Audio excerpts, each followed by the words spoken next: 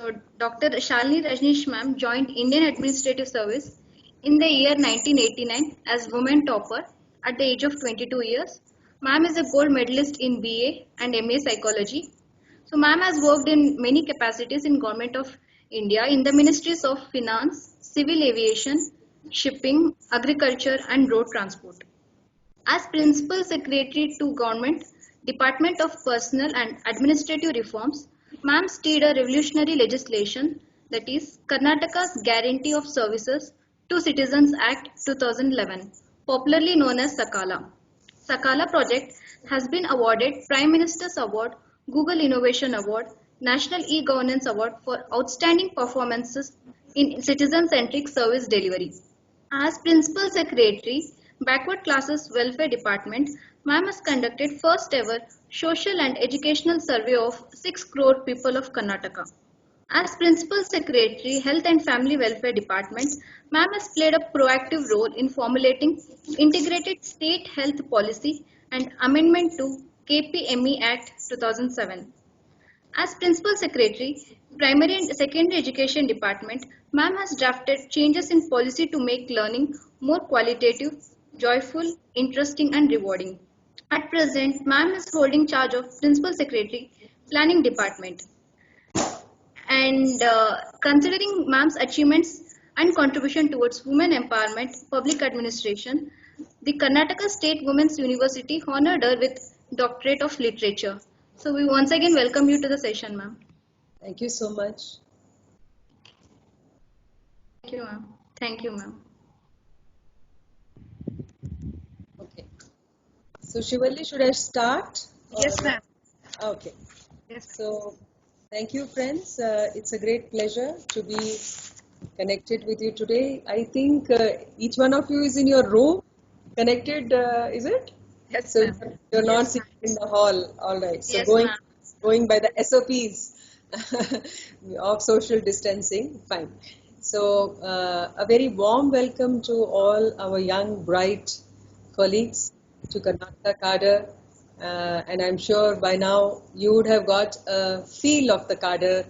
It is one of the best cadres that you have been allotted, and I'm sure you will give your best to this cadre as well. Today, the subject that I'm going to take up is on sustainable development goals. This is something which is, pioneered by the United Nations program, and at the central level, it's the Niti Aayog which drives it. I'm sure all of you are aware of it, and you must have prepared it for your exams as well. So I will take you through a presentation wherein we will go for Karnataka specific issues and the kind of strategies we are developing, and we would like to have your suggestions, or at least make you thinking about how innovatively we can ensure that by 2030 we are able to achieve these goals for the betterment of all concerned. So I will share the presentation now and get started. Anywhere, if anybody feels something is not clear, there is a chat provision. You can just send me a message. I will immediately respond to that. All right. So to begin with, we know that there are about 17 goals which the United Nations has listed out for the entire world. So almost everybody in the country has, everybody in the world has adopted this, and we are supposed to be seeing how to drive them as fast and as efficiently as possible. So the main focus of these goals is that there has to be a universal agreement to end poverty in all dimensions. So the main focus is to end poverty across the world, right? And therefore create an equal, just and secure world, so that not only the people are prosperous, but so is the planet as a whole by 2030. So there's a time-bound approach to this program. From the 17 SDGs, there are 169 targets which have been given universally by the United Nations, and 193 countries are signatories to this program. and this started on 1st of January 2016.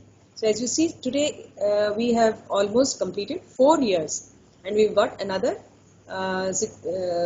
16 years to go. Now, what are the areas it covers? It practically covers everything. The poverty, hunger, health, education, climate change, gender, water, sanitation, energy, environment, social justice. I mean, you name it and it is there. How do we move on to this, SDG, and what was the legacy before SDG? So we had something called Millennium Development Goals, which spanned between 2000 to 2015. 147 countries had adopted that, and the goals were about 8 of them. Many of them are common, same, poverty, hunger, education, gender, child maternal mortality, HIV/AIDS, environment, and global partnership. Now, these goals, when we evaluated in the year 2015, they were not able to achieve the target that was set. So in 15 years, they could not achieve what they should have achieved. So there was a serious study as to why it could not achieve. So we learned from our failures. We found that the previous MDGs, as they were called, they were not having too much of global collaboration. So they were basically focused on the developing world, and the developing world countries were left to themselves to fend for it, and they did not have the budgets to do it.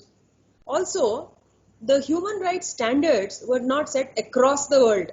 So in United Nations, United States, the citizen would have a different standard, whereas in Malaysia or in India or Pakistan, it will be a different standard. Then there was no interconnectedness. So if it is health, so it was the just responsibility of the health department and nobody else. Then environment as a whole, of course there was a goal on environment, but it did not have a very far-reaching area of concern. Fifthly, we have this universal approach to solutions was not there. So the solution to Denmark would have nothing to do with solution to India, let us say, of the same problem. So there is no connectivity, no sharing of the approaches and so on. Then civil society engagement, again, not many opportunities were there. So it's a government-oriented, government-focused, government-driven kind of a program. Equality and equity. These are two terms which were not really understood very well. So you talked of equality, but then equity is missing, and vice versa. So these are the concerns which have been now addressed when we look at the SDG approach, which starts from 2016 to 2030. The most important thing is sustainability. The idea is that in the next 10 years now, we should be able to look at things in social, economic and environmental area on a sustainable mode. That is the most important emphasis of SDGs, which means that whether or not you and I do something or not, it should sustain, right? So the gains should be of permanent nature. That's the idea. Then inequalities, again, for every goal, inequality has to be removed. That is a very big emphasis in SDGs. Also, the human rights, some international standards have been created. So every country, be it developing, be it developed country, should have adherence to those levels of human rights is again a driver. Climate change and its consequences are a very major area of focus. Then data analysis. This is something which was really missing last time. See, initially what MDG said, okay, so many people are poor. So by the end of 15 years, these people shall move above the poverty line.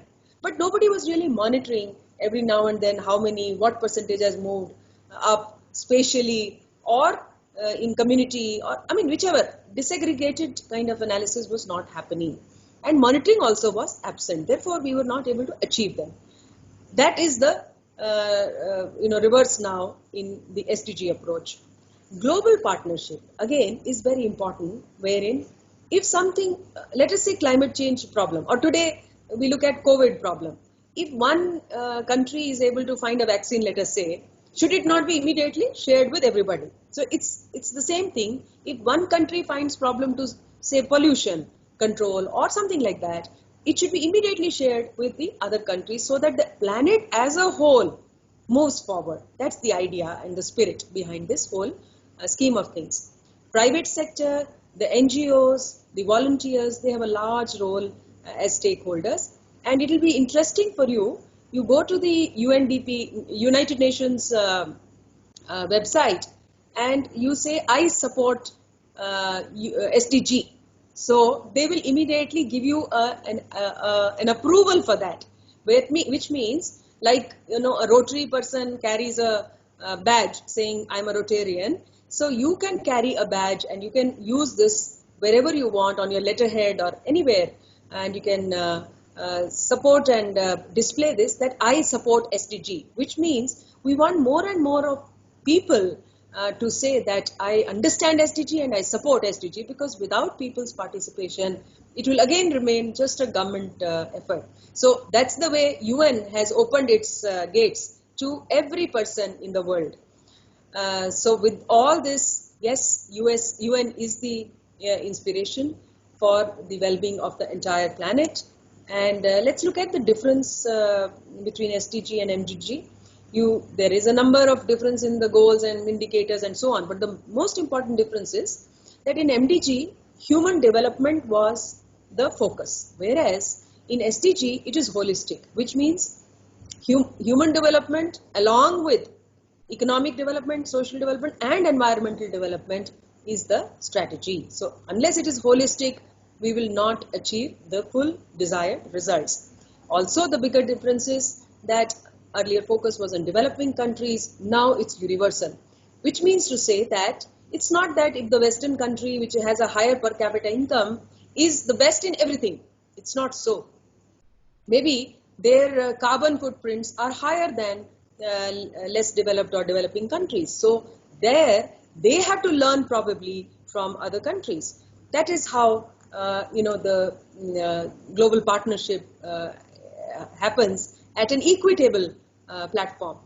Now, SDGs have three major striking features. One, as I said, universality. So there's nothing that today, in any post that you work tomorrow or any area that you want to look at, SDG has a presence and it challenges us to act on, because there is some scope for improvement. Second is the integration, which means that if I want to improve, let us say, the malnutrition, it cannot be done only by women and child. The health department, the Gram Panchayat people, the urban development people, the literacy guys, everybody has to contribute. Therefore, there is an integrated effort that is involved. And finally, the transformation part of it. Now, if we were to go by usual target setting, budget making exercise, we know that 70 plus years of independence are over. And if we were to go at that pace, maybe another 70 years may be required, both in terms of budget and time, to reach the desired levels. Therefore, notwithstanding the usual strategies, the idea is to look at innovative, fundamental changes, a really out of the box kind of a solution to ensure that we achieve the goals. And when we look at individual goals, we'll get more clarity on this. Now, I've just listed all the 17 SDGs, whereas I will not go into individual SDG. I will take only a couple of them as an indicative thing, and it's up to you and your area of interest to delve deeper into this, and you are most welcome to come back to us with your suggestions, your innovative solutions to different problems which have been raised. Now, just to read it quickly, it's poverty, hunger, health, quality education, women empowerment, water and sanitation, the modern energy, which is clean energy. Then you have decent work for all. You have industrialization and innovation, infrastructure, then removing inequality, making cities safe and sustainable. You know about the smart city concepts which are coming in. Then you have a very important area, goal 12, which says sustainable consumption and production, which means every natural resource that is produced on the planet, we have to develop as human race, we have to develop, sustainable consumption methods or mentality. Otherwise, one day we'll find that everything is over and there's nothing left for posterity. Then climate change, then oceans, that is our marine resources. Then we have our forest resources, how to sustain them. Then goal 16 says that we talk of peaceful and just societies. That means the justice system of the countries or society is taken care of. And finally, the global partnership. The 6 essentials which UN has, prescribed talk of people, dignity of the people, their prosperity, then the planet, well-being of the planet as a whole, the promotion of justice, then having partnership across the world. Coming to the actual brass tacks, how does it function? Having known the concept, how does it work? So it's headed by, as you know, Niti Aayog. If you go to www.niti.gov.in, you will find that all these indicators, their targets are provided there.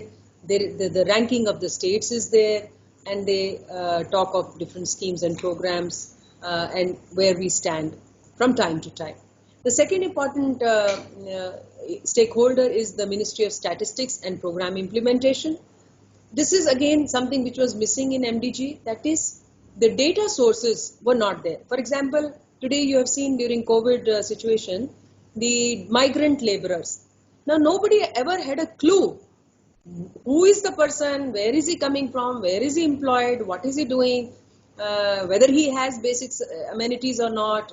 Is he being paid or not? I mean, unfortunately, except for the census figures, which again are aggregates, you don't know, individually speaking, the parameters which are of concern, particularly when such disasters, take shape. So, Ministry of Statistics and Program Implementation, of which Planning Department is a state counterpart, we take up a lot of data, surveys, and collection of information, so that we are able to provide periodic evaluation as well as ensure their effective implementation. Finally, it is the Ministry of External Affairs which helps us to have international collaborations. In our case, UNDP has an MOU with the Planning Department to ensure that the international best practices are brought in. So the Karnataka State's initiative started by setting up of goal committees. We set up 17 goal committees chaired by one retired IS officer each, and they prepared almost 2 years they took to get into individual goal and indicator and measuring it and finding the baseline values and so on and so forth, and finally making the strategies. This report was finally put through the state level steering committee, and that gets the nod finally saying that, okay, now that the strategies have been defined, we need to provide the budgets for it, time frames for it, and then start monitoring it. For Karnataka, those of you who would like to go deeper into it, kindly go to the planning website www.planning.karnataka.gov.in, and you can see our consolidated state action plan document, which contains details on each and every goal committee report, recommendations, and way forward. Now, Niti Aayog in 2018 gave 62 important priority indicators. In Karnataka, every month we have the Karnataka Development Program review at the state level as well as district level. At the state level, the Chief Secretary reviews it. At the district level, it is either the district level district minister or the ZP Adhyaksha who reviews it. In 19 report, 100 priority indicators have been now taken up, so we would be expanding on this. Where do we stand today vis-a-vis the rest of the states? Now there are three categories which NITI has given. One is achiever category, front runner category, and aspirants. Achiever category, unfortunately, no state gets the score. So none of us are scoring 100%. Therefore, we are mostly in the front runner, which means 65 to 99 score. We are, majority of the states are there, and that's where Karnataka rankings are being shown. Aspirant category is the lower category, which means from 0 to 49. That means we are in the lower end of these goals, which need more focus. I will be today speaking about these aspirant category SDGs, so that you could also suggest some important changes that we could bring in to our usual business as usual, strategies, and then bring in the desired change. All right, I will take it one by one. So when we look at the poor performing indicators in the aspirant category, we have listed the ranking of all of them. This is the SDG India Index 2019, which will be available on the NITI Aayog's website. So we are ranked at number 4 on an average. Taking all the scores in all the goals, we rank number 4. So you find Kerala, number 1, Himachal Pradesh, followed by Andhra Pradesh, then Tamil Nadu, then Telangana, and then Karnataka. After Karnataka is Goa and Sikkim. Of course, they are smaller states, and so on. So you see that amongst the South Indian states, Karnataka is the lowest, which is unfortunate. I mean, normally Karnataka is quite high in most of the indicators. Now we'll take the first goal, which is no poverty. The goal is end poverty in all its forms and everywhere, right? Now this simple picture that you see, what does it show? Would anybody like to interact? What does this picture really express?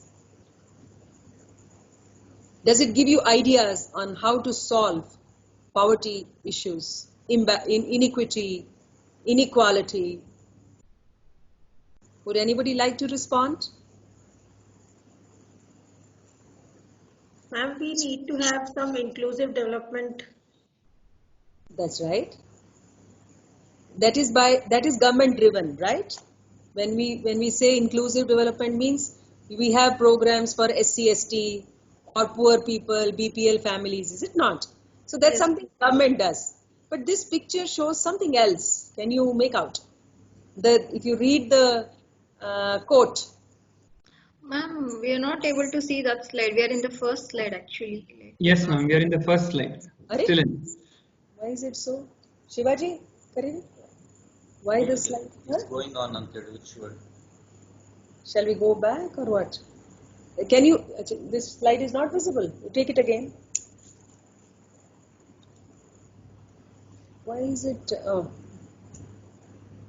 Good, I asked you. Otherwise, I was expecting that. Is it going? Is it showing now? Yes, ma'am. Okay. Can you read now? Let's share and care to end poverty and hunger. Is this the slide, ma'am? Yes, that's right. What does it mean? It's everyone's responsibility to take part, ma'am. Usually, like participation of the people, then government. Fantastic, fantastic. You see, when you look at poverty, it's just 20% of us who are, below poverty line as per the indicators. That means 80% are well-to-do. In this lockdown situation also, you would have realized that 80% of us were comfortably sitting in our house, right? But it was that those really poor 20% who were on the roads, on the streets, in the shelters, and had really had to face the brunt of the whole situation. Now, if 80% of us had really, come forward to take care of this 20%, was it so difficult? It wasn't, and many people did come forward, help the government. So many NGOs came forward, so many people made food kits, and so many people gave so much of donations and stuff like that. And that's how this majority of the people, could survive. So this is the mindset change. That is why I said the SDG strategy is not just government oriented. We have to motivate people to say, look, in the welfare of others is my welfare, and if I have some additional sources, I should be able to share it with others. If this concept is taken care of across other sectors, you will find that it will be becoming easier to achieve this goal. I'll move on to the next slide. Anywhere you are not able to see the slide, please let me know. Otherwise, even the PPT, I have forwarded the PPT also. So you can, in your mobile or laptop somewhere, you can open it simultaneously in case it is not visible here. I have So, shared it, ma'am. It's in the main group. Okay. all We can see it now, ma'am. okay, very nice. So I see some fluctuation. I don't know. Ma'am, it will take 30 seconds or so to buffer. That's All right. So when we look at the, I'm giving you a feel of how we monitor these indicators, how we compare other states, in individual indicator. So let me take this no poverty. That means we want to remove poverty. In that case, what are the sub indicators? How do you measure it? So the first measure is people below poverty line. All of us know. So below poverty line doesn't mean it's the BPL people. BPL people is very different. Now in Karnataka, 90% people are having BPL card. That is not below poverty. This below poverty figure is taken by the socio-economic caste census, which was done by the Rural Development Department. So people who are the deprived category. It means people who do not have house, they do not have education, they do not have regular source of income, and so on. So these are the people who are, that's what I said, 20% in Karnataka and 21% in India are there. Now look at those who are the high rankers. Tamil Nadu. Can you read what is the percentage of poor in Tamil Nadu? The first column. Yes, ma'am. Can anybody read? 11.28. 11.28. 11.28. 11.28. Next is Tripura. Can you read? 14.05. Right. And the third one is Andhra Pradesh. 9.20. 9.20. Isn't it surprising that only 9.2% in Andhra Pradesh are below poverty line? So what is it that Andhra Pradesh did to bring their people above poverty line? Is an area of inquiry, and if we learn from their best practice, why should we also not be able to bring our people above poverty line? So this is where interstate collaborations call for. So we need to learn from the other. Why is it that they got a better ranking, and we could not? We'll come to the strategies after that. So this is the way we look at different indicators. The second indicator is again health insurance. You know why health insurance is so important? WHO study says that 1/3 of your earnings are spent on health related expenditure. Means once you go to the doctor or a hospital, 1/3 of your earning is gone. Is that right? Because our public service hospital services are not efficient, so people end up going to the private sector. And private sector is very expensive, so the out-of-pocket expenses are very high. So many people are actually driven to poverty only on account of medical expenses. One heart attack, one angioplasty, or one cancer patient in your family, you become totally deprived and a poor person, isn't it? So there is a scheme of Government of India called Ayushman Bharat, but we have covered only 28% people under Ayushman Bharat. Now the other states, why Andhra Pradesh could do 74%? The reason is that we have tried to take different indicators. In Karnataka, we have enrolled actually 28% in terms of those who came to hospital for some health issue. Whereas in states like Andhra Pradesh, what they've done is they've suo motu given an Ayushman card to those people, saying that if you have any problem, show this card and take your free treatment. So if we do the same thing, we can get a better score. Scheme is available to everybody, but how we reach it out to people.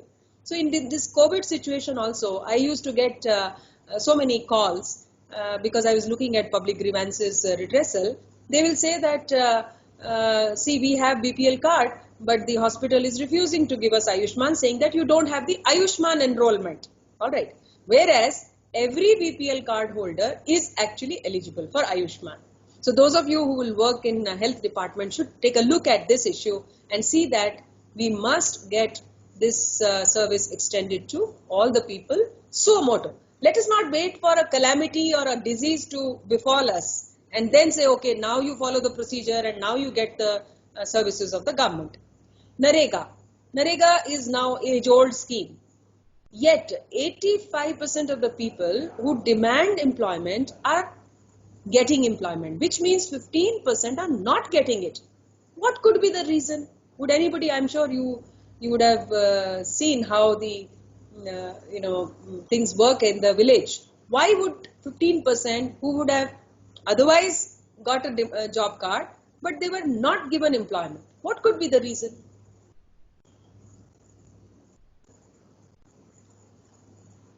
Any takers? Did you have a field visit on NREGA? Am I audible? No, ma'am, not specifically on NREGA. Oh, so okay. Once you do your package was announced, we found that we were not able to give it to the deserving people because either they did not have an Aadhaar card, they did not have a bank account, and things like that. So somewhere in our machinery, we are not having the sensitivity of locating such deserving people well in advance, keeping all their documentation ready so that as and when the programs are available, the benefits should be transferred to them. So these shows, the chinks in the armor. Okay. Now, last point is on kacha houses. It's a very, very important thing where housing, without a house, if you are at the mercy of the owners, you are a poor person, obviously, and you cannot sustain your livelihood. Next, please. Stuck. So we'll now look at the strategies. How do we tackle these issues? So first, as I mentioned, a better extension of the maternity benefit services and other pension related services. Then what do we do? I mentioned earlier also. See, we should look at databases. We should have clear picture of who is our target group. So socioeconomic caste census database is available with all of us. Gram Panchayat wise, family wise, individual wise, right?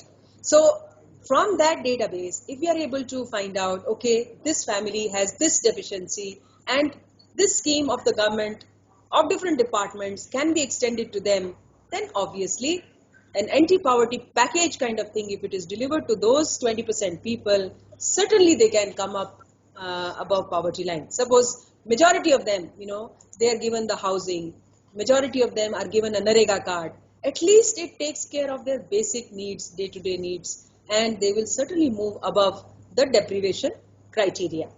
So Ayushman Bharat, I've already mentioned.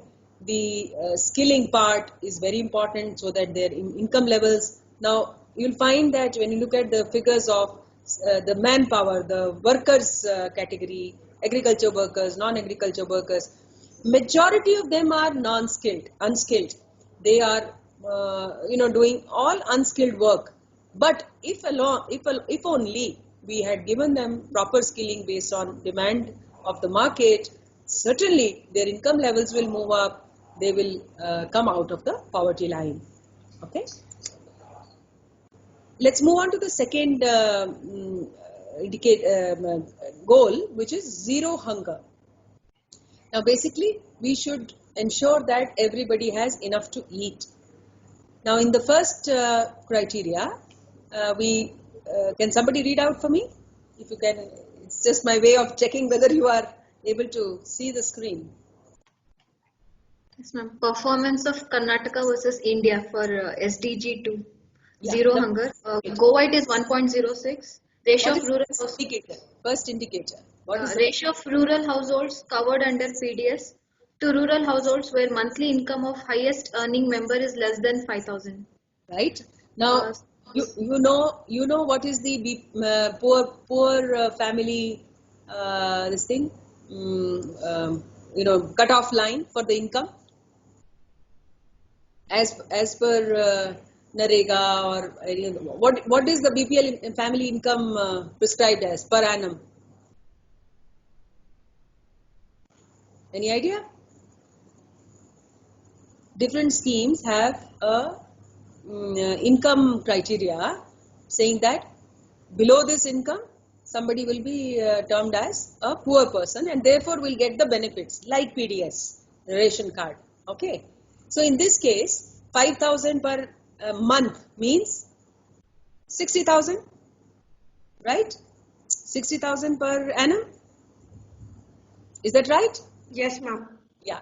So somebody who has minimum of this, I mean, minimum of this kind of an income will be categorized into a person who deserves a PDS card. So when you look at the ratio, Karnataka has 1.1 means it has given ration card to more than those who had this much income. So even higher income people are today having BPL cards. It's very clear, right? Same is the case with Goa, same with Mizoram, but not so with Kerala. Can somebody try to understand and answer why Kerala gave? See, it's number one. Kerala is number one in all indicators, even in this indicator. Why is it that with lesser proportion of people under BPL PDS, they still manage to be number one?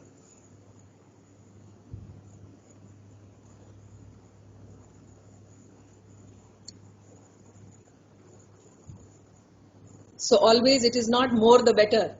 So even with more numbers, we are not getting a good score. Any idea? Any clue? Think about it and you can discuss with each other. This is very important administrative learning. That is, many of the people who have got ration cards are actually not deserving ration card, right? Therefore, it is at the cost of the others that these undeserving people are trying to take away the state's scarce resources. As a result, the resources of the state, which could have been used for some other scheme for the same deserving set of people, are not available. And therefore, we perform less better in other indicators. That is the reason. Therefore, the challenge before us as administrators is to ensure that people who are deserving, they get their due, but those who are not deserving should not get their due. I will share one very interesting exercise which we did from the e-governance department. We took the SECC database on one hand and we took the ration card database on another hand, and we took many other databases of departments like those who have houses given by Rajiv Gandhi Housing Society, those who have been given pensions, those who have been given, let us say, farm machinery, those who have 10 acres of land in their name, and so on.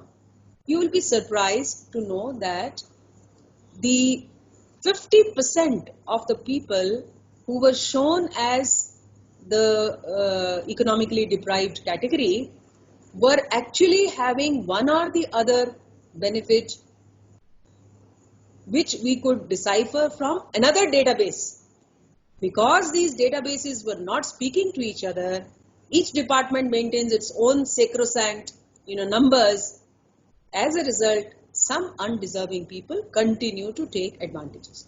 So what the planning department is doing is trying to integrate the databases of different departments and trying to see an exclusivity criteria also, just to ensure that the real deserving people get their due. So this is something I'm sure those who have computer background would find it very interesting in whichever assignment you take forward later. Then we have very, very serious issue on hunger is that the children who are malnourished, severely malnourished, 40 to 50% children as well as mothers in the reproductive age are malnourished. You look at the states of Goa, Mizoram and Kerala. They're half of us. You look at the percentages.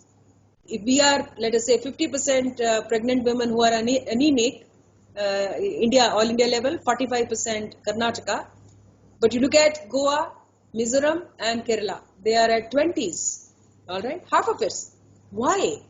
Why are we not able to ensure that these women are not, left as anemic when the programs are the same? ICDS is everywhere, right? Integrated Child Development Program, that Anganwadi food giving program is everywhere.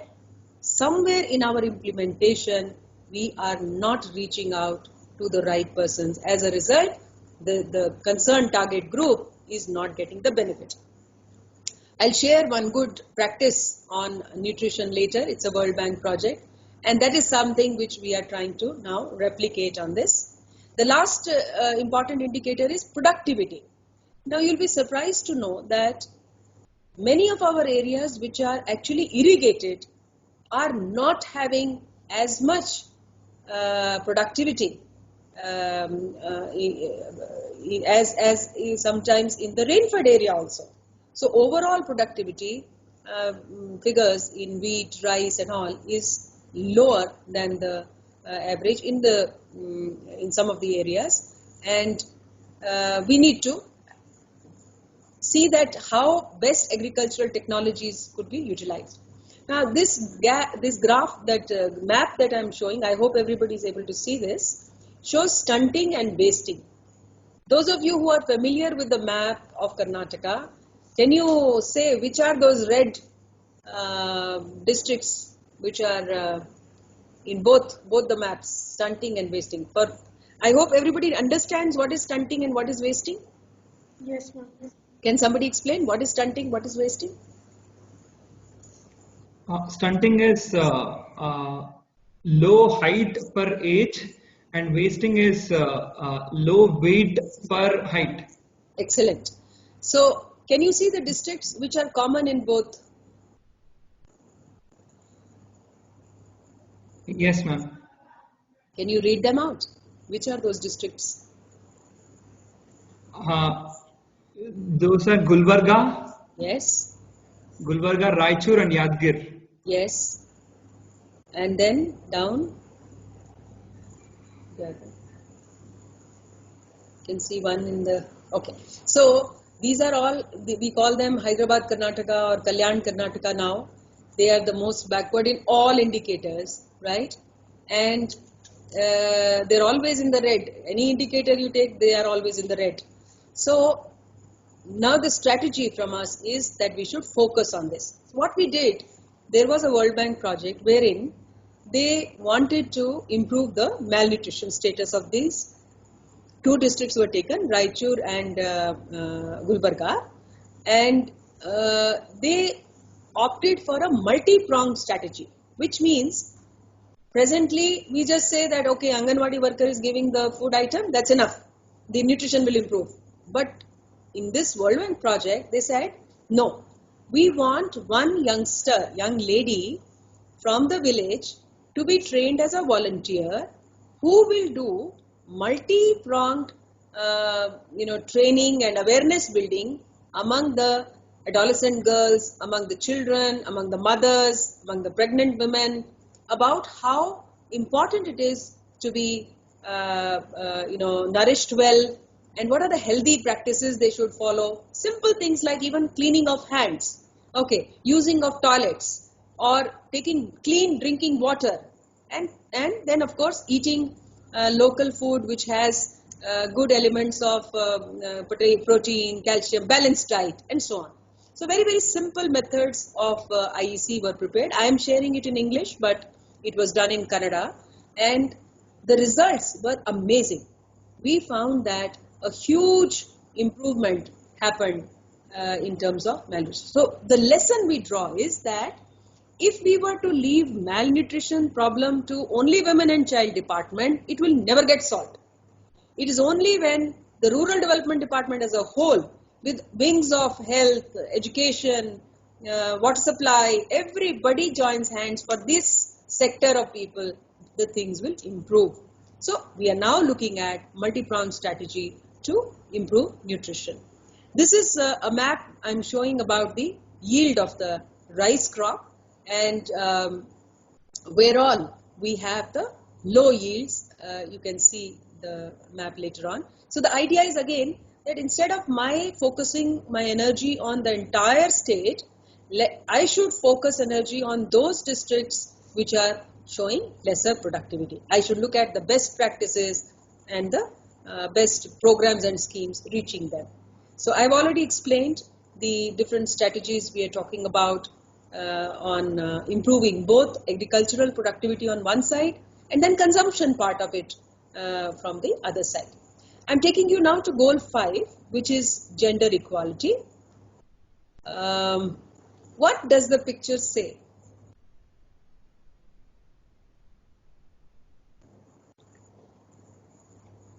If it's not visible, the pilots in the jets and plane are girls. Okay. So can somebody read out the quote? Let's break down the social and mental barriers. What are the barriers today? What are our mental barriers, social barriers as far as gender equality is concerned? Ma'am, women should not take some of the jobs. Unconventional type of jobs, and they should not take jobs at all, maybe. Yes, ma'am.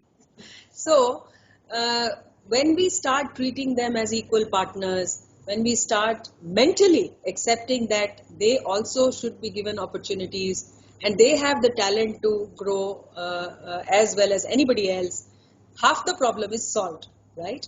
So, coming to important indicators, we all know about the sex ratio and we know about the salary discrimination. But very important area is the crime against women. You'll be surprised to know that one is that the crime which is registered itself is low figure because not many register the crime at all. Even after registering of the crime, the worst part is the conviction rate. Only 2% of the cases get convicted, which means 98% go scot-free. All of us are aware of Nirbhaya case and so many other cases. How many of them actually end up as Nirbhaya case? And that also, how many years it has taken to actually give justice to the crime that was committed. So we find that our judiciary, and again, it's not just the judiciary to be blamed. When we went deeper into this area, we found that the advocates who were supposed to take up the prosecution on behalf of the state for the victims itself was weak. As a result, they were not successfully getting the cases cleared fast and getting the accused punished.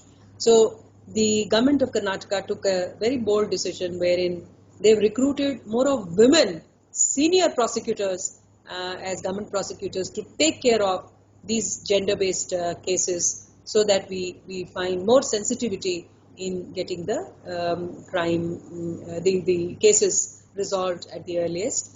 Apart from that, there's a lot of safety, programs for the women's safety.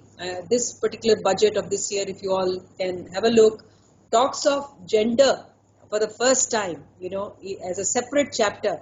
So what all needs to be done on gender? So because of the SDG thrust, all the departments put their heads together and try to work out how the woman can feel safe, how the women can enjoy equal opportunities and contribute to the community's growth, overall growth, and their self-growth as well. Another area where we perform very low as a country, not just a state, is that number of women in the legislative assembly. It's a very important indicator which the UN has provided across the world. So we do not have even 3% people, women representing the legislative assembly, and I think some 4% in the parliament. So whereas the world over, the requirement is that they should be 50% of the strength of parliament and the legislative assemblies. Now what do? We had reservation act for the panchayats, and we've got more than 33% was the reservation. We've got more than 45% women today as Gram Panchayat elected members. Same reservation. Suppose it doesn't come through. You know the various debates which have been happening. It hasn't come through so far. Then what to do? In Norway, I saw one example of state-sponsored women empowerment in politics, wherein they came up with a campaign. They say every second is a woman, right? Meaning thereby that every second woman will be there in the parliament or in the assembly, and therefore they ensured that right from the childhood, the girl is groomed in such a way to show her the dreams, to show her the avenues of becoming a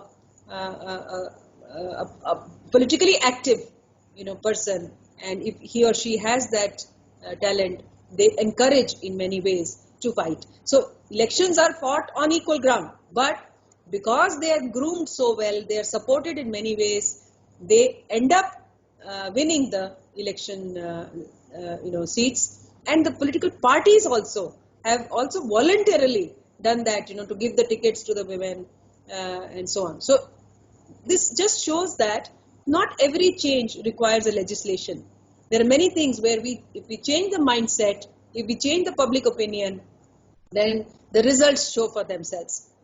Last but not the least, the operational land holdings. We find that 1.2% only of the land holdings belong to the women, in the name of the women. Now you know that there are many policies of the state government where the state government insists that suppose a house is given, it will be given in joint khata. If a grant of land is given, it will be given in joint name. So by this, at least the state encourages that whatever benefits come from government will be equally shared by the men and the women. But voluntarily, how many families are actually going in for sharing of their property rights with the women? This is the sex ratio depiction of the state, and anybody familiar with the red area which has the highest sex ratio? Udupi. That's right. It's Udupi. Udupi has the highest sex ratio, and the status of women is also very high in that region. Literacy, like Kerala, is the main factor for this growth. We'll come to SDG 8, which talks of infrastructure and industry and skill for our growth, and we find that in between it has come. So gender equality, I've already spoken, I'll skip this. We come to this industry, innovation and infrastructure, wherein first thing is that you should have all-weather roads. Now, the first column, somebody finds something strange. Can you point out? The first percentage of targeted habitations connected by all-weather roads under Pradhan Mantri Gram Sadak Yojana. Look at Karnataka figure. What is it? 0. Is it possible? No. No. So what happened was that this Gram Sadak Yojana had a time frame, Government of India program, and by the year 2018, when this evaluation by Niti Aayog was done, we had achieved 100% of the coverage of all habitations connected by all-weather roads. So in the next year, we did not add any additional road. So since there was no addition, they put it as 0. So we tried to argue it out with Niti Aayog that it's not 0, it's an incremental. What you have written is incremental, but actually it's 100%. So sometimes it happens like this. that a wrong representation gives us a poor scoring, and if they had put 100% here, Karnataka's score would have genuinely gone up higher. But anyway, it happens sometimes, with indicators of this kind. Second important thing is about the manufacturing employment as a proportion of total employment is only 12%. Those of you who are interested in this GDP, the economics part of it, you know that we are moving towards service sector. The proportion of our growth comes from service sector more compared to the manufacturing sector. But without manufacturing sector, balanced growth, you cannot have a sustainable growth. Now, with 2 months of lockdown, suppose these sanitizers were not produced, suppose, all other utilities were not available, what will happen? And it may happen. We'll see in the days to come that the manufacturing sector has been affected, and tomorrow it will show in the day-to-day availability of its supplies. So, as an indicator of growth, manufacturing sector employment is very, very important, and we need to look at avenues. Unfortunately, most of us are not able to look at what are the avenues. So one important indicator we found during the COVID times was that the agricultural perishable products like pineapple, banana, grapes, which earlier used to go to some food beverages industry or to other markets or even export, all that stopped. So what happened? They were all dumped in the field. They could not be transported also. That gave us, a kind of an insight that, look, we have to go in for more and more of value chain, value addition. We should do local SHG level processing. This is what Kerala does. The Kudumshree model you must have studied, where local self-help groups, they will do simple technologies. So we are lucky to have CFTRI Mysore.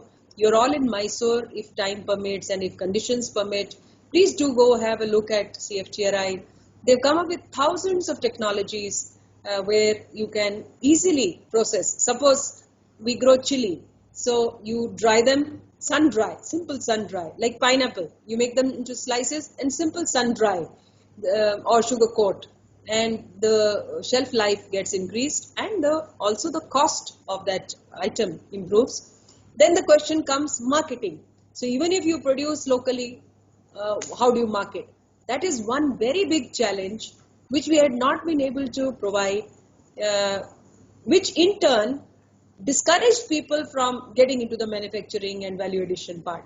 So we are now looking at, linking up a platform where the farmer, the SHG, the cold storage people, the food and beverages sector, the MSME, and the big chains like the Tata, the Reliance, the Big Bazaar, and so on, we link them all together, including our own Hopcoms and KMF, and we see that a marketing chain is provided on an online manner so that there are greater opportunities for agro processing. Okay, we'll move on to this map which shows the employment in industries. Again, the idea of showing all these GIS maps is to see how the variations exist within the state, within the districts, amongst the districts, and as a planner, as a policy maker, we need to focus ourselves, our energies, our money into areas which are lower than state average. That will make our overall state projections much better. This is one map which shows about the Pakka roads. So you can see the pink color, again the Kalyan Karnataka area where Pakka roads are much lesser, or Chamrajnagar, again the backward region included in those areas. It's more of a forest area, so you have less of road length in this. So looking at way forward, how do we improve upon the indicators of industry, innovation and infrastructure?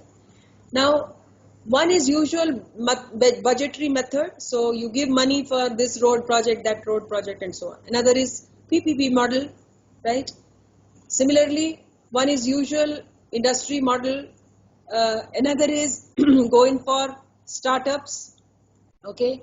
Use technologies, use innovations, remodel things, right?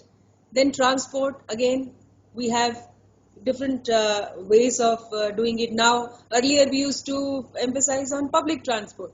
Now, suddenly with social distancing, we want everybody to take private transport. So if it is private transport, do we look at, the e-scooters and e-rickshaws and stuff like that, so that on the climate front, we do not damage our planet, and also whether they are energy efficient and so on. So the kind of subsidies and grants we need to provide, what kind of CSR can be mobilized. So these are different areas where the concerned departments work together and find solutions for a better thing. This is one of the smart city projections. So we have the best of infrastructure, and you have to improve the quality of life of the people while the money is being pumped in by the government of India as well as the state. This talks of SDG 11, which talks of sustainable cities and communities. So it's most people understand, when we say smart city project, we all understand that, okay, some big projects will come up, constructions will happen, roads will happen, and so on. But what is very important is that the quality of life of the people there, in terms of their housing, in terms of the slums, is that also improving simultaneously? So I've given comparative analysis with other states like Himachal Pradesh, Goa, Gujarat, and where Karnataka stands. Waste processing and sewage treatment is a very major area of concern. We are still not doing 100% door-to-door waste collection. We've got toilets, but we are still not using them. So again, lot of implementation issues which you and I, as administrators, have the responsibility to make happen. So these are some of the recommendations of the Goal Committee 11, where suggestions are given how to improve the quality of life in the cities. I have just taken these categories where Karnataka is performing poorly. I've deliberately not touched upon areas where we're doing well. We're certainly doing well in majority of the goals. But what I want young minds like yours to think on some innovative methods, use your knowledge, use your experiences, use your research to see how best we can innovatively improve upon our scores, make changes into our program implementation, or even bring out new programs and policies which can help us achieve these goals in a time-bound manner. We have to increase the efficiency of our resources in the days to come. So, looking at various methods, programs, areas of interest, we keep on having lot of interactions with the departments as well as some experts in different fields. So that's what planning department does. We try to bring them together, again brainstorm and come out with better and better policies. Capacity building is one of the major thrusts planning department is giving, because see, you and I are lucky to have exposure to such experts and knowledge and so many things that we are able to relate to these issues. But many people don't even have that basic capacity to even understand what challenge is involved in these goals and targets and how best they can actually do something to contribute to. So capacity building through the ATI Mysore is our task. We have selected these priority areas, and these Kalyan Karnataka districts are again our priority, because when we find from the planning department almost every indicator is poor in these regions. So we try to focus on the capacity building of the local functionaries, and not just the functionaries, we are training the elected representatives, the NGOs of this area, and we want them all to work together and see that the improvements are seen, because we have a time bound challenge. The chief planning officer of every district, Zilla Panchayat, they have been trained to do this. Whenever you go to any district, if you talk to the chief planning officer, he or she will be giving you the greater details of that district, and then you can select the area of your choice and go a little deeper into solutions and strategies. I will share some of the videos with you, which have been prepared by the Grammy Award winner Ricky Cage, and they're very interesting. I don't know. I'm not. I believe if I share from here, it's not. We'll try once. If not, I think Shivalli will share it on SDG 5. Let me see. Yes,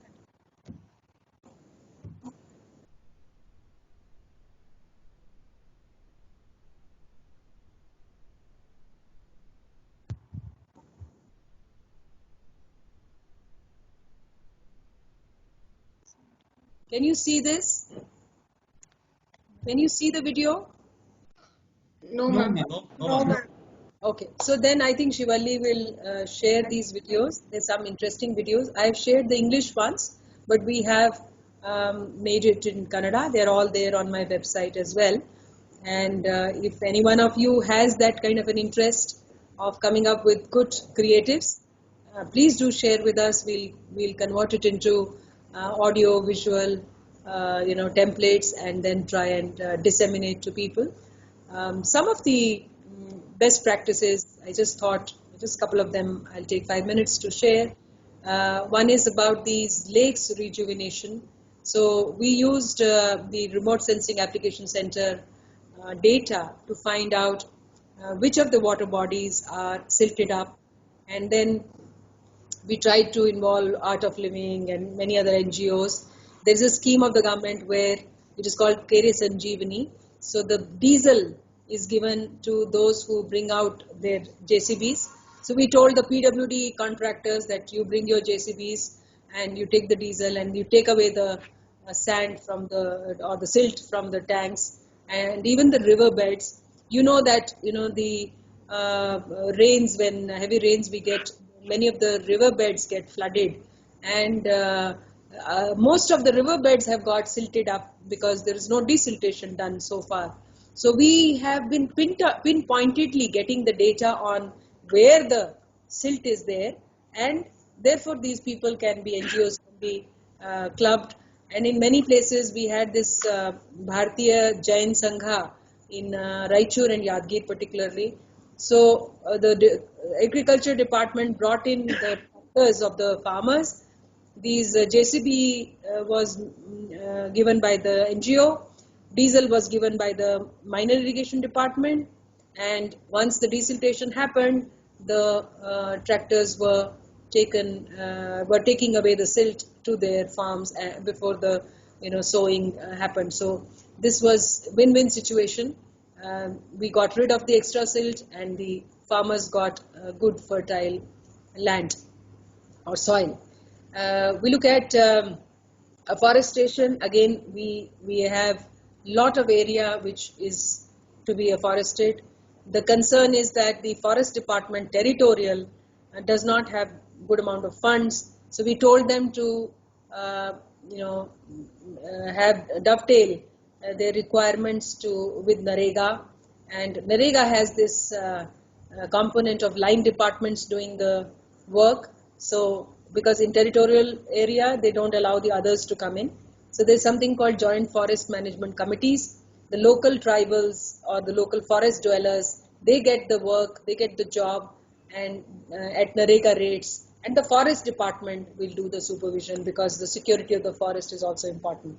So depending upon the suitability of what kind of forest can grow in what kind of soil, rocky area, whatever, this can be taken up in these areas. So overall, if we create more afforestation, we have certainly more water sources, and we reduce our barren lands, and certainly it brings more prosperity. So the climate change, those indicators get positively helped.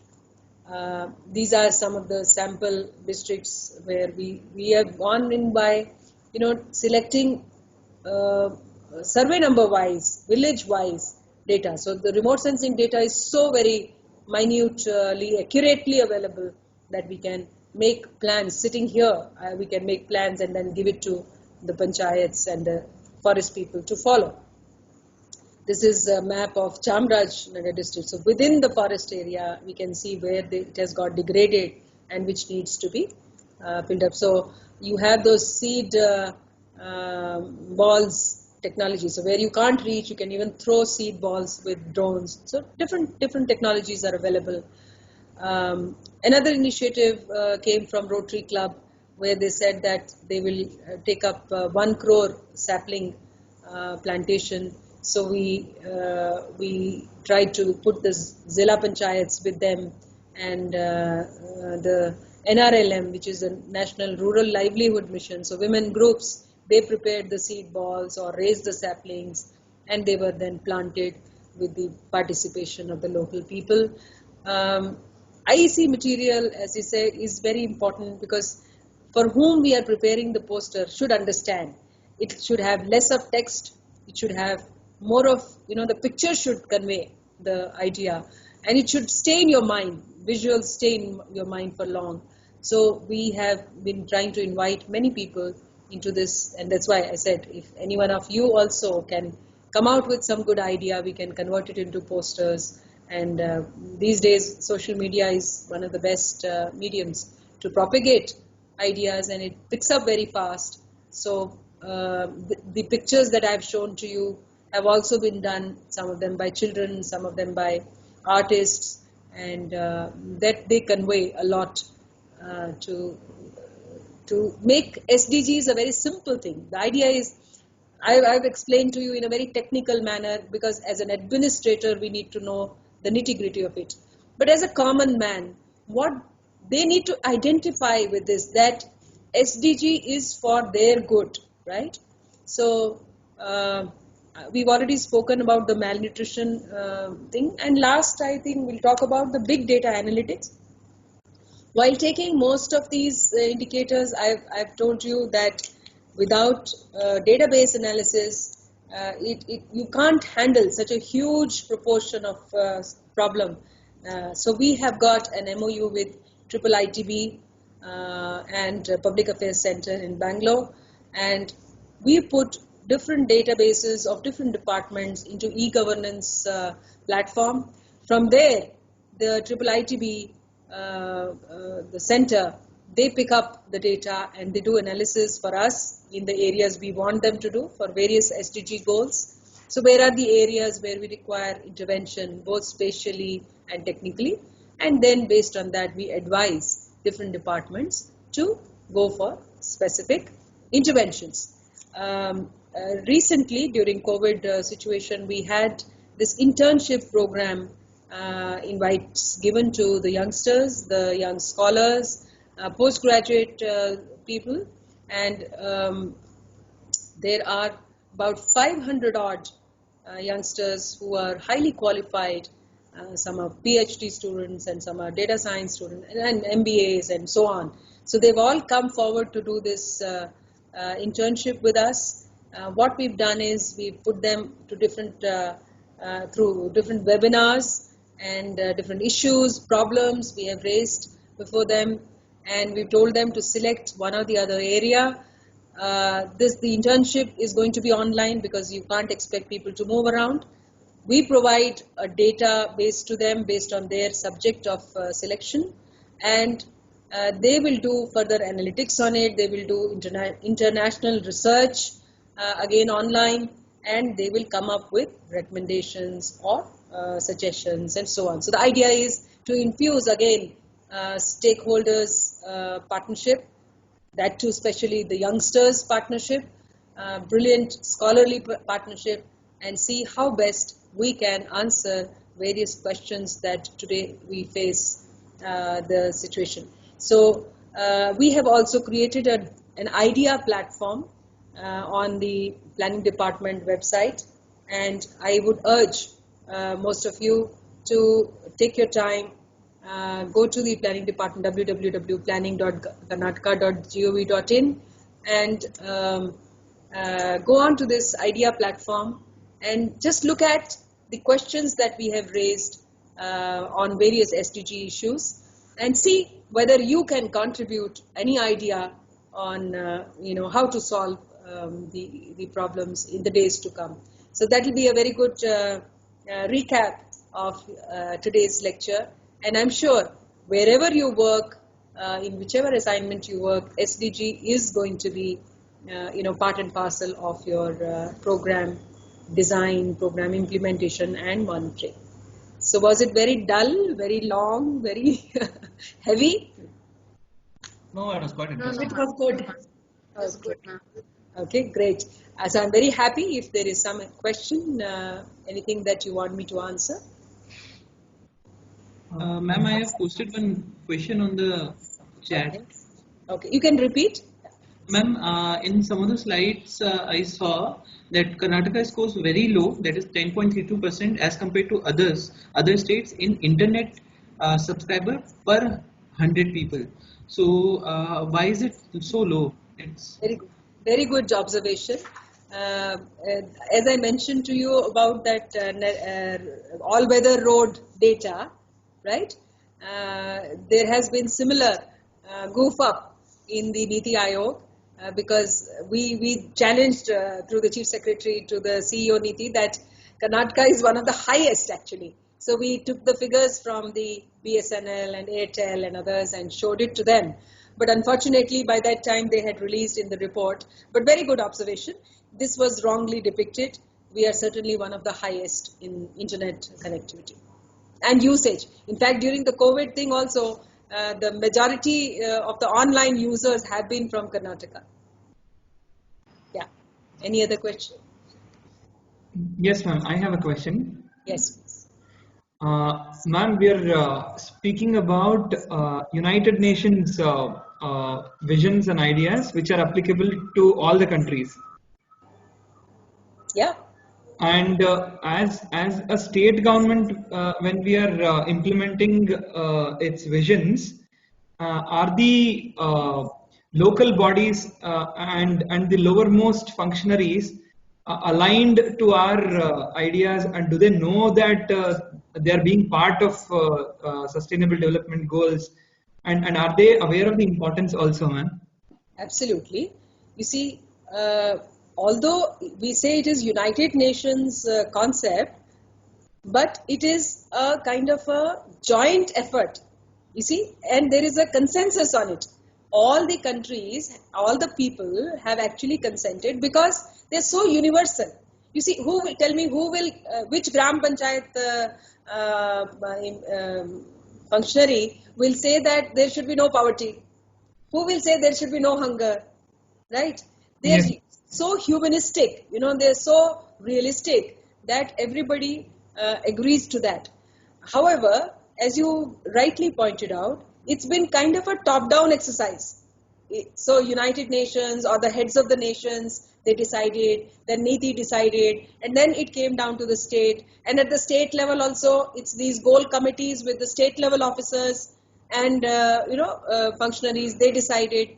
And now when it goes to targets, it goes down to the gram panchayats or the cities or the wards, saying that look, in your gram panchayat, so many people are below poverty line, and by 2030 you have to bring them up, right? Yes. So when you do the disaggregation, yes, it is a top-down approach because for the sake of universalization, there had to be some sort of a unified database on which it had to be worked on. But henceforth, now that the targets and indicators are finalized, henceforth it is the panchayats or the local self-governments who have to drive the the progress part of it, right? So our job was to make them known that this is the area of problem before you, which you should focus on top priority in a time-bound manner. And to match with that, these are the kind of resources, these are the kind of strategies you should follow in addition to what all you can additionally innovate. So I have been emphasizing now and then on innovation. Obviously, it has to be a local initiative. What strategy can click in Chikmagalur may not click in Tumkur or Kolar, certainly. So there is a consensus on the overall goals and indicators, but the strategies will vary. And what we've said is we are interested in outcome-based approach. We've told you that so many are poor. Now, my outcome is simple. I don't want how many Narega cards you gave or how many this you gave. I want to know that how many people have been moved out away from the deprived category. They have now got houses, they've now got good livelihood, they've got good skills or education. That's the outcome I'm looking at. If you do that, then you have performed well. If you don't do that, then you are responsible for a bad progress. So that's the idea. We are moving on now from the expenditure based model of planning and monitoring to an outcome based model. So we're looking at actual physical improvements in human numbers and human quality of life. Yes, ma'am. Thank you, ma'am. Thank you so much. Anybody else? Ma'am, with respect to installed sewage treatment capacity, Karnataka has 0.35, ma'am, and Himachal Pradesh has 1.04. So, like, what could be the reasons, ma'am? See, they have invested more money on having the sewage treatment plants. We have not. We have not. So, when you look at the urban development department, they have been tendering, and one reason or the other, it's not fructified. Even BBMP, you would be reading in the papers that every day there is a problem of garbage. We still have not been able to get a good garbage treatment, waste treatment plant for catering to the entire BBMP garbage. There have been administrative issues, sometimes resource issues. We've been looking at PPP models also. So UD is now under the process of, I think they've already finalized the PPP projects on this, where 100% waste disposal shall be taken care of. Thank you, ma'am. Thank you. Ma'am? Yeah, Yes, this is Prateek? Prateek Pal here. Ma'am, Yes. I want, it's just a simple observation ma'am, that I wanted to make is that like prior to these SDG goals, we already have directive principles for the state policy mentioned in the constitution. So all in all, these sustainable development goals is also a part and parcel of it. So Absolutely. why we name those as United Nations Sustainable Development Goal rather than it's our one cherished goal in the very much which was very much there in constitution only. So what paradigm change it brings actually? It's a very good observation. But Prateek, tell me, how many years of independence and this constitution with directive principles? How many years? So Have we achieved? Have we achieved? Have we Yes, achieved? ma'am. No. Have we fully achieved our goals? ma'am. No. Why? Because they were not being measured, right? They were not being measured. They were good, laudable kind of goals, but they were not being measured. The beauty of this universalized, uniform pattern of measuring, right? In terms of indicators, in terms of baseline values, in terms of physical numbers, is and they're all very independent evaluations. It's not that somebody can fudge in any figure and say no.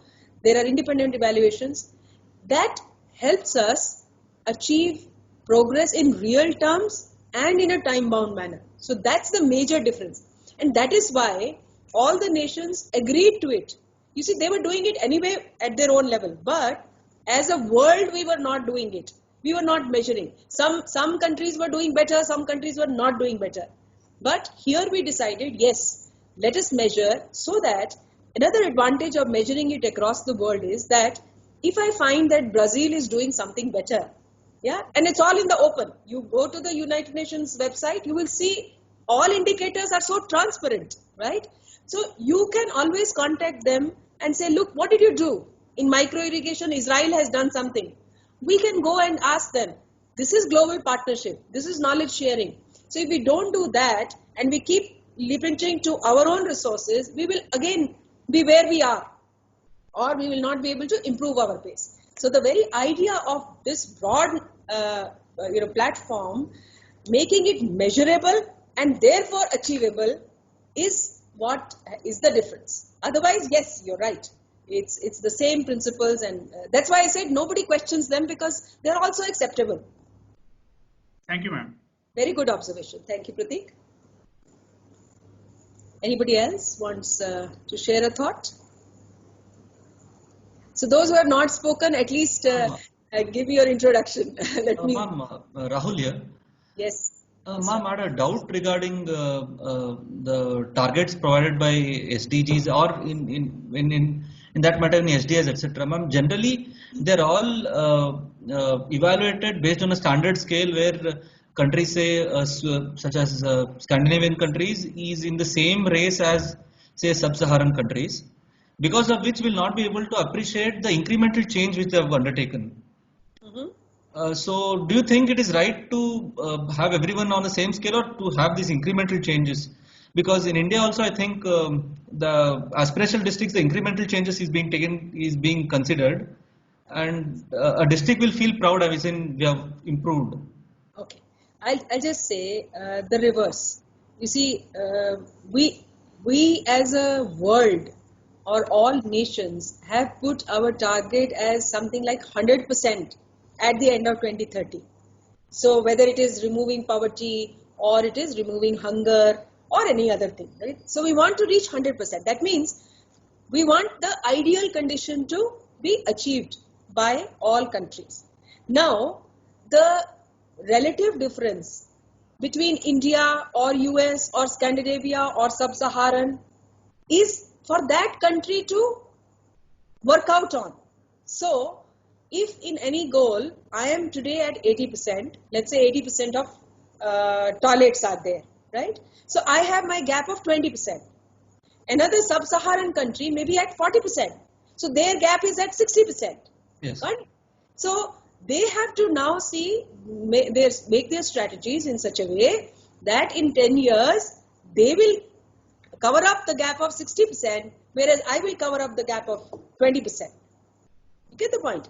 But all of us have to reach that target. Now somebody will say, why have a single target? Or some of the best developed countries certainly don't have to do much effort compared to us. Certainly. But the fact is that in the heart of art, don't we all want to be a developed country? Those of us who are not, right? So we certainly want that we should cover up that gap as early as possible and reach that, so that tomorrow, again, that discrimination or inequality which we say, we feel bad about. We sometimes say, we are treated as a second citizen, when we go, second category citizen, when we go to, say, a developed country and so on. We don't want that. What is the interest of the developed country to allow the developing country come up? Can somebody answer this? Our interest is very clear. Why would a developed country become part of this whole agreement? What do they gain? Maybe markets, access to markets. If both countries are developed, I think their interest of the public will be similar. So I think market access, I think. Market, certainly. Economy is one major area, because suppose the purchasing power of India is not good. Tomorrow those people who are producing something will not be able to sell their product. That's a very good point. Another, argument. Yeah. Somebody wants to speak? Yeah. I think it is also to make the developing countries safe enough so that, for instance, pandemics like COVID will not affect them. Yes. You see, this was the sentiment when we had problems like smallpox. Okay, so the countries as a whole, they said that look, my country may be safe, but in today's circumstances, all of us are mixing up, all of us are going everywhere. Now, if one country also has this disease, or today this virus that even COVID, for example, if even one country, one town, one village has this, the whole world is at threat, is it not? So the sentiment here is that in the betterment of others lies my betterment. This is a new wisdom that has dawned on the leaders of today. And that is what has made this platform become stronger. Otherwise, that was the major difference when MDG, that's why I dwelt some time on MDG. MDG was like, okay, we are developed, oh, these developing countries have to develop, we'll give them goals and so on and so forth. No, here, or maybe we'll give them some aid, right? But now it's not like that. Now we talk of collaborations on an equal platform. I do something, I'll share with you. You do something, you share. But all this is in the bigger cause of saving our planet, saving the well-being of our posterity, right? Future generations. So the wisdom has dawned on all of us, and I think COVID-19 has strengthened that sentiment. Thank you, ma'am. Thank you. So those who have not spoken, show me your face and say hi so that I remember you.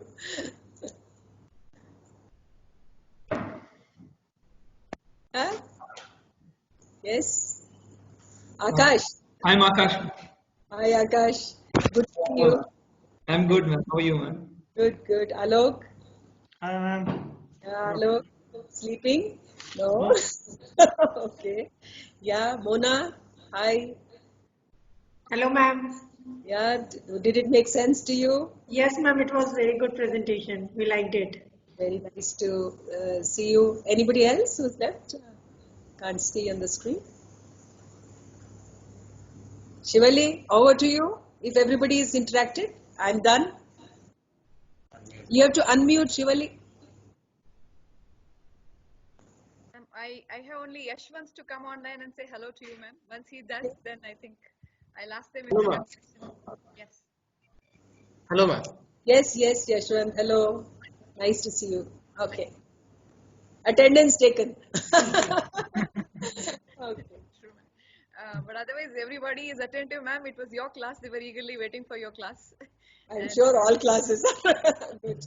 Ma'am, but yes, ma'am, because all of them would have had marathon sessions of SDG at LBSNA, ma'am. Yeah. In fact, I wanted to know what have they taught you about SDGs? Did you have some, or did I just repeat what you have already known? No, no, ma'am. It was not discussed in elaborate sense. It was just introduced in other discussions. So good. Ma'am, like in our foundation course, we had a module on Kevadia. It's like own development. So there we have 5 themes. One on education, health. Then we have on innovation. We have themes like that, and in which we worked upon for almost like 2 months. So that's one of the module that we had. Good, good. Right, Shivali, over to you. Thank you so much, ma'am. I again pass on the mic to Ashwaja to give out of thanks, ma'am. So that this actually a very interactive and lot of thought-provoking and thought-questioning sessions was happening. Don't forget to show my videos to them. They're very nice. Yeah. I will, ma'am. I'll definitely share, ma'am. And I'll also see that they will interact with you sometime if they have any doubts on the Most projects welcome. they have taken. Most welcome. Yes, Anuja. Sorry, Ashwaja, please. Yes, ma'am. Ma'am, on behalf of ATI, Mysuru and officer trainees of 2019 Karnataka cadre batch, so I extend a heartfelt gratitude for providing us an insightful lecture on practical implementation of SDGs, reiterating the importance of a holistic and integrated approach, including every member of society. Thank you so much, ma'am. Namaskara. Thank you. Thank you, ma'am. Thank you. Thank you, ma'am. Thank you, ma'am. Thank you, ma'am. Bye. Thanks. Thank you. May I request Varnit and Pratik to stay back, please? Ashwaja, thank you so much. You were a good host. Shrivali, madam. Yes. It is actually Ashvija. Ashvija. Okay. ನೀವು ಅಶ್ವಜ ಅಂತಿದ್ರೆ ಬೆಳಗ್ಗೆಯಿಂದ ಅದಕ್ಕೆ